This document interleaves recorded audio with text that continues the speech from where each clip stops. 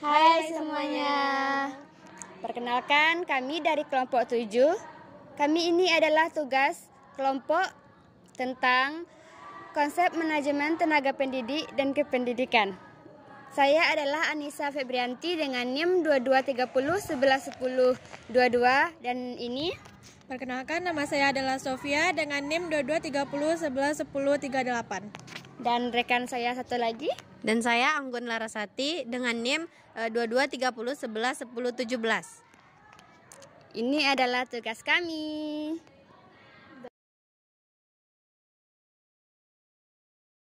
Saya akan mempresentasikan makalah saya, yaitu yang materi pertama yaitu konsep manajemen tenaga pendidik dan kependidikan. Manajemen berasal dari bahasa Latin yaitu minus yang berarti tangan dan setuju berarti melakukan. Jika digabungkan akan menjadi manage yang artinya menangani, mengatur dan membuat sesuatu sesuai keinginan. Secara istilah manajemen ialah pengelolaan usaha, kepengurusan, penggunaan sumber daya secara efektif untuk mencapai tujuan yang diinginkan.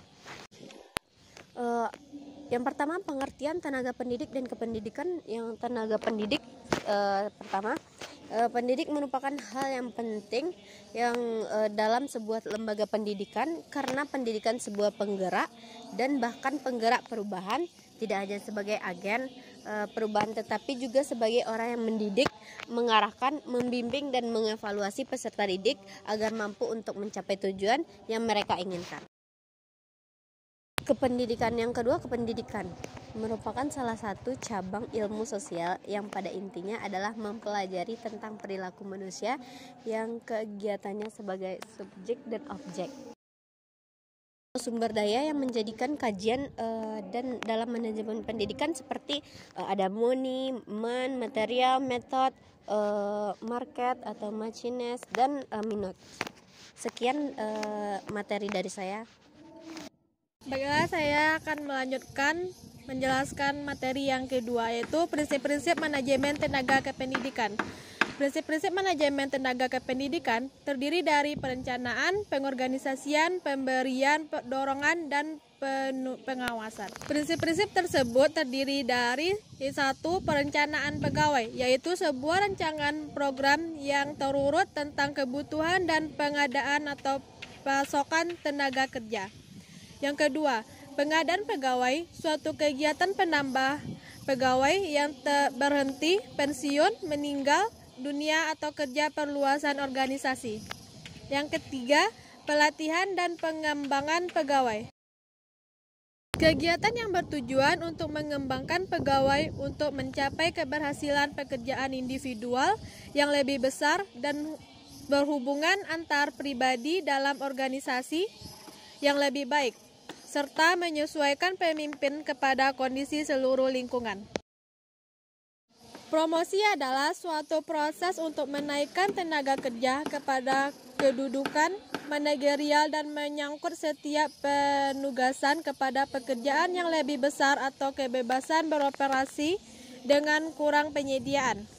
Mutasi adalah kegiatan ketenaga kerjaan yang berhubungan dengan proses pemindahan fungsi, tanggung jawab, dan status ketenaga kerjaan. Kriteria umum yang perlu dipertimbangkan dalam rangka mempromosikan tenaga kerja yaitu senioritas, kualifikasi pendidikan, prestasi kerja, karsa dan tenaga daya cipta, tingkat loyalitas, kejujuran, supelitas. Masalah promosi dari dalam organisasi terdiri dari 4, yaitu 1. Memberikan pegawai-pegawai yang lebih cakap, 2. Memberikan motivasi, 3. Memberikan kepuasan kerja, 4. Biaya.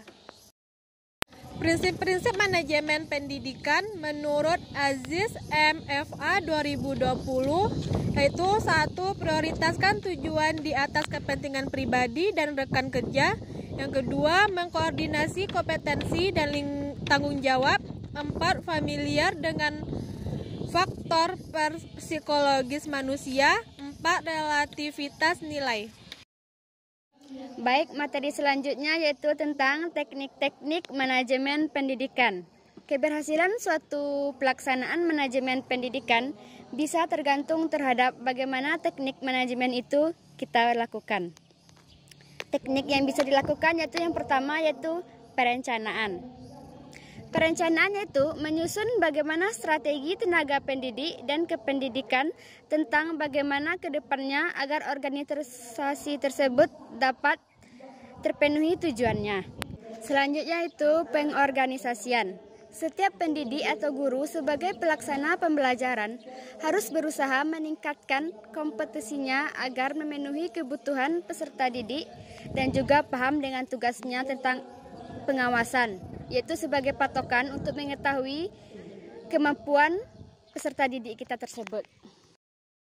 Selanjutnya yaitu pelaksanaan. Dalam kegiatan ini maksudnya guru atau pengawas sekolah harus aktif dalam mengikuti kegiatan yang harus dilaksanakan di sekolah tersebut. Yang terakhir yaitu kita harus melakukan pengawasan. Dalam kegiatan ini, setiap pegawai memiliki fungsi masing-masing yang dilaksanakan. Yang pertama yaitu oleh ketua yayasan.